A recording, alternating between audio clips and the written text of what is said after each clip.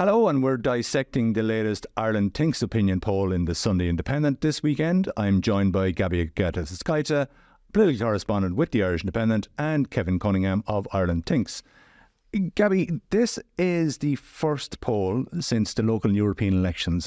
What is it telling us? Yes, so if we look at the state of the parties, really quite interesting, coming on the back of not just the local and European elections, but also, of course, in the north we had the general election in the UK. So Fine Gael are up 2 percentage points, they're on 24. Sinn Fein, really very disappointing poll for them, 18% down from 22% in the last poll. This is, I think, the lowest it has been in the Ireland Think Sunday Independent poll for a number of years, certainly.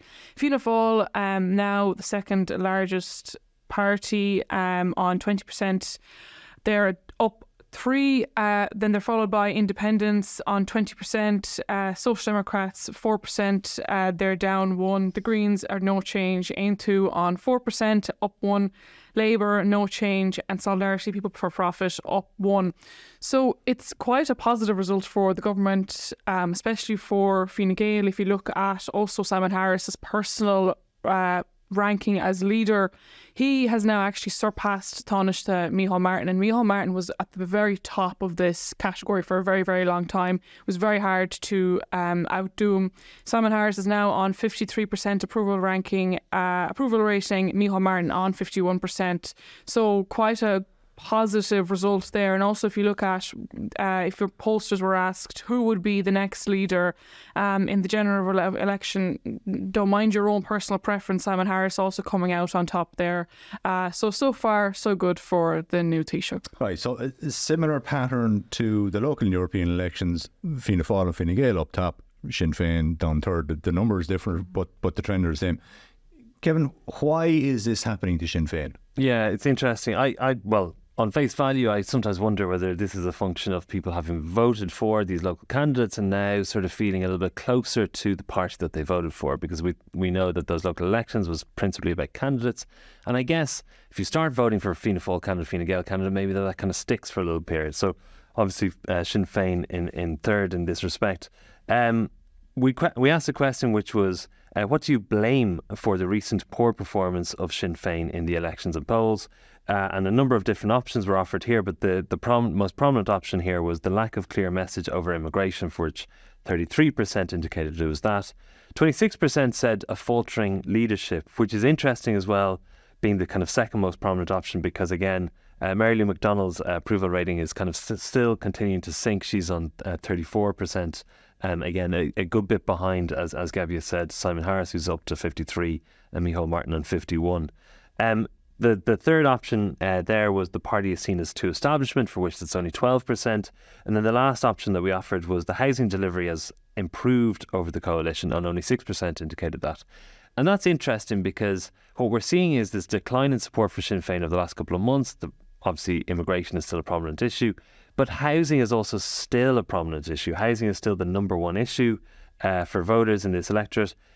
It's not viewed as the reason as to why Sinn Féin is declining. This is still a salient issue, but it's just the case that perhaps Sinn Féin aren't necessarily seen as connected to that issue in the same way they might have been previously.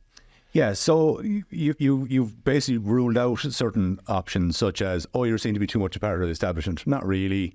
The government is improving on housing. Nah, not really. It's at the top, the leadership in terms of the messaging on one particular issue, immigration, and also the leadership of the party. That's the difficulty now. Yeah, and we broke this down by parties. Obviously, for some of the government parties, they would be more likely to talk about the faltering leadership. They would be more likely to talk about the housing delivery, although not very many, even in spite of that.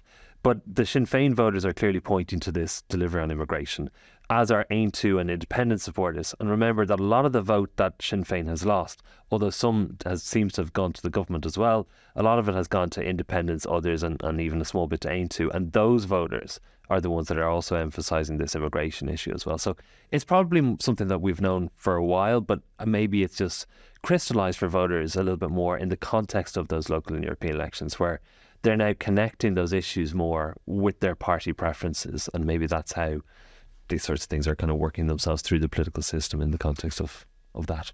Gabby, at the same time, housing is still the number one issue by far. and rising yet again. And when you look at this poll and the questions that are asked, there is pretty much overwhelming dissatisfaction with government policy and what it is doing in terms of the supply and affordability of housing. Yeah, but Sinn Féin isn't really benefiting off the back of that. If you look, for example, even this week in the Dáil, we had Sinn Féin very much to go back to their roots of housing, hammering this, Oscar Traynor for so-called affordable home scheme, saying the homes are actually not affordable at all. They're on 450,000, 475,000 euro, but that's not benefiting them in the polls whatsoever. Yes, housing is still the number one issue. It's up by 4%.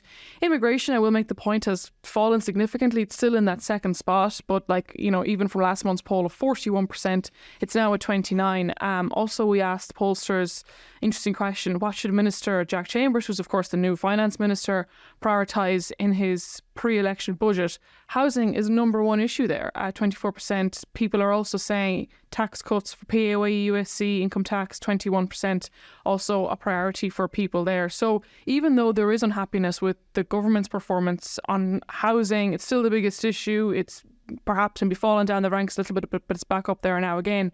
Sinn Féin actually aren't capitalising off that, and it's not seeing that same support that they perhaps would have enjoyed previously. And that's going to be really the challenge for them when it comes to the general elections. They came out as the biggest party up in the north in the Westminster elections, and that's good news for them. But when it comes to the general election, they're going to have to really try and capitalise off whatever they view as being government failures, with housing being one of them. Have you been tracking party support now in these polls for a number of years? Is there a concern now for Sinn Féin and a boost for Fianna Fáil and Fine Gael in terms of the timing of that general election? Is there time now at this point for further dramatic shifts to happen if there is, say, to be a general election in the autumn? I think that's a very important point. What we know about the electorate, what we know about party voting behaviour, and we saw at least in the UK as well, is that voters do seem to change their mind and decide relatively late in electoral cycles.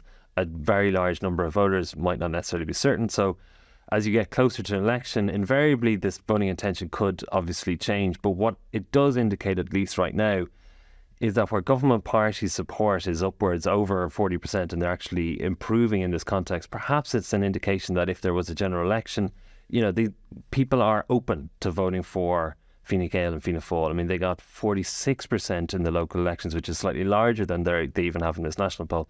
So maybe even in those in the general election, maybe people will come behind sort of certain Fianna Fáil candidates, Fine Gael candidates even more so. Perhaps if they're stronger candidates.